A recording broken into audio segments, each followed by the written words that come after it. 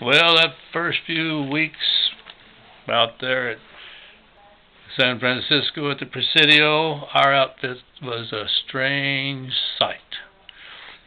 That little barracks that they put us in, the little building, was within 2-3 blocks walking up away from the water to the main hospital. And that whole area was devoted to that hospital. People were working there to save people's lives and improve their lives. And they weren't used to seeing any bunch of rubes and kids out being converted into a unit. So when our sergeants had us out marching on the very few drill fields that were available, we were just an oddity. A lot of people were looking at it, what the heck? What are they doing? Why are they here? Who are they? And I suppose the word went around so that if you were really curious, you found out that we were who we were and what we were.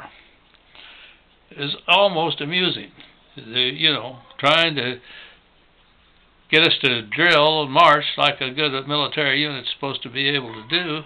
And you've got all ages, and you've got kids that have never marched at all. I think our sergeants weren't the most skilled drill masters either.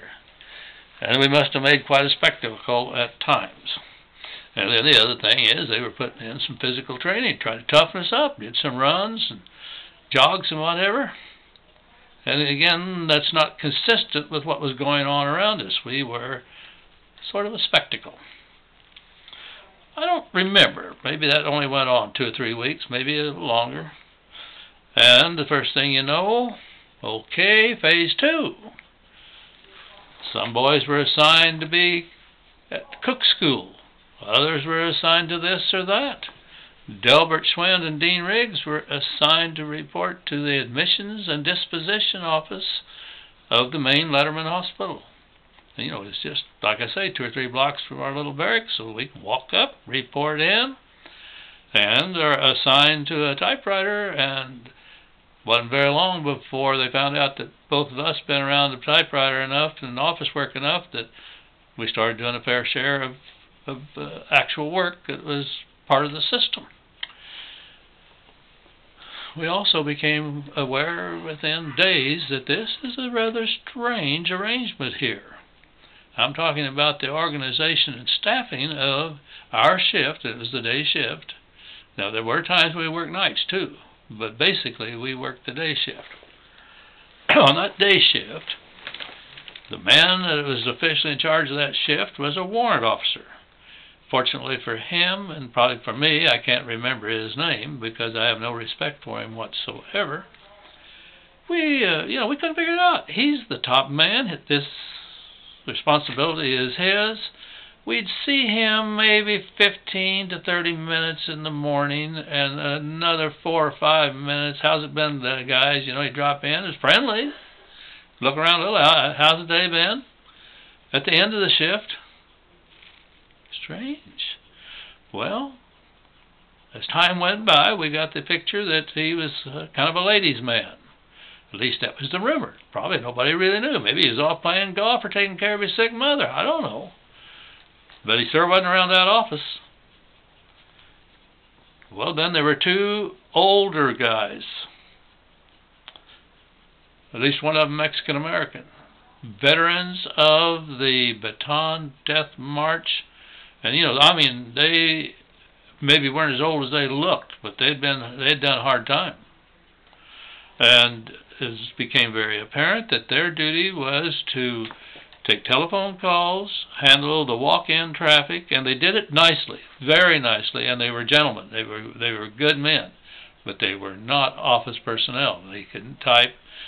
And the man that really ran the place, just a staff sergeant, he just had that 3 at the top and the 1 rocker that they offered me before I turned down that as an inducement to re-enlist. Sergeant Mims, a black sergeant, ran that office, and he knew everything, and he was a kind, considerate boss. Really, you couldn't have asked for more. And among other things, he let Delbert and I know that if you have a problem or a question, you ask me. Do not ask the sergeants, because their duties are such that they won't be able to help you, and it'll embarrass them if you ask them questions or ask for help from them. So, if you needed something, Sergeant Mims. Sergeant Mims was not bossy, but Sergeant Mims certainly supervised us and saw to it that we knew what we were doing. It wasn't very long until we were doing real work as part of the admissions and dispositions record keeping in the big hospital.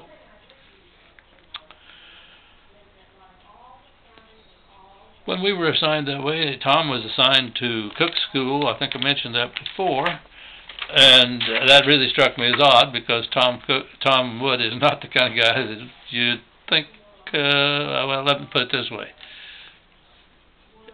I do a lot of cooking now. I doubt that Tom does hardly any. But we were treated very well, worked basically an 8-hour shift, and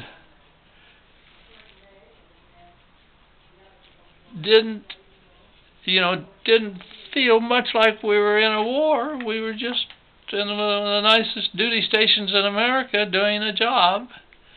And along came the news that if you got a college degree in between service hitches, you can consider applying to become an officer and a gentleman. I always resented that I'm not a gentleman until I become an officer. Baloney. I've known officers that are no gentlemen, and most of the enlisted men I knew were gentlemen.